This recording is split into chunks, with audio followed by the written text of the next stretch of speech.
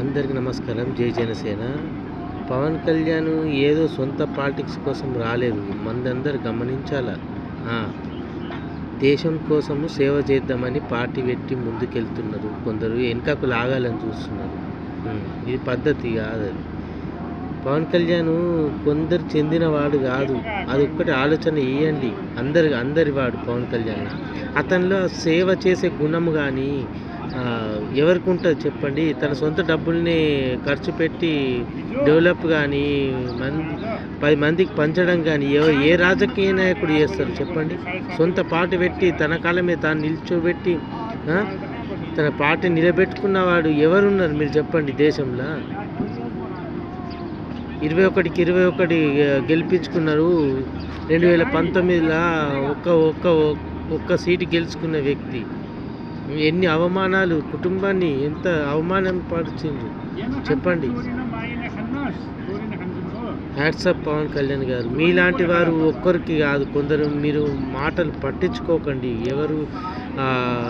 మీరు ఏమన్నా పట్టించుకోరని మాకు తెలుసు. మీలాంటి గుండె నిబ్బరం గల వ్యక్తి రాజకీయంలో నిలబడి గెలవడం అంటే అది మామూలు విషయం కాదు. దేశానికి ఉపయోగపడే వ్యక్తి ఫ్యూచర్లో ఒక ఉన్నత స్థాయికి అధిరోహించే వ్యక్తి అందరికి తెలుసు. అది ఒక ముఖ్యమంత్రికి అనే హోదా కల్పకండి. అందరికి తెలుసు. అయ్యే టైంలో అవుతారు. ప్రజల జనసేన కార్యకర్తలకు ఉన్నది, అభిమానులకు ఉన్నది, అందరికి ఉన్నది. నిస్వార్థంగా ఎంతో సేవ చేస్తున్నాడు. ఇప్పుడు ఒక హోదాలో ఉండి కూడా ఎంత కష్టపడుతున్నాడు. పార్టీ నిలబెట్టుకున్నాడు. ఒక్కడే నిలబెట్టిండు పార్టీని. ఎంతోమంది వెళ్ళిపోయినరు వాళ్ళ స్వార్థ ప్రయోజనాల కోసం. వాళ్ళది కూడా కరెక్ట్ కావచ్చు, కానీ నిలబడడం ఎంత ఇది కావాలి చెప్పండి. ఎన్ని రాత్రుల కఠోర శ్రమ ఉండి ఎంత గుండె నిబ్బరంతో ఇంత ముందు తీసుకొచ్చిండు జనసేన పార్టీని. ఎంతో ఎలక్షన్లు ఎంత ఆనందం తిరిగిండు. 2019 చూశారు కదా మీరు. ఎంత అనారోగ్యంతో ఉన్నా కూడా ఎంత ఆనందం తిరిగిండు గెలుపు కోసం. మీరు అంతమంది ఎక్కడ పోయారు అప్పుడు? లేరు.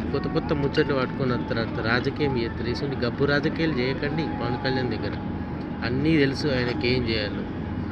సార్ మీరు ఒక పార్టీకో ఏదో దానికి కాదు, మీరు ఒక రాష్ట్రానికి కాదు, మీరు మంచి నిస్వార్థం ఉన్న నాయకుడు దేశానికి అవసరం. అది ప్రజలందరూ గమనిస్తున్నారు.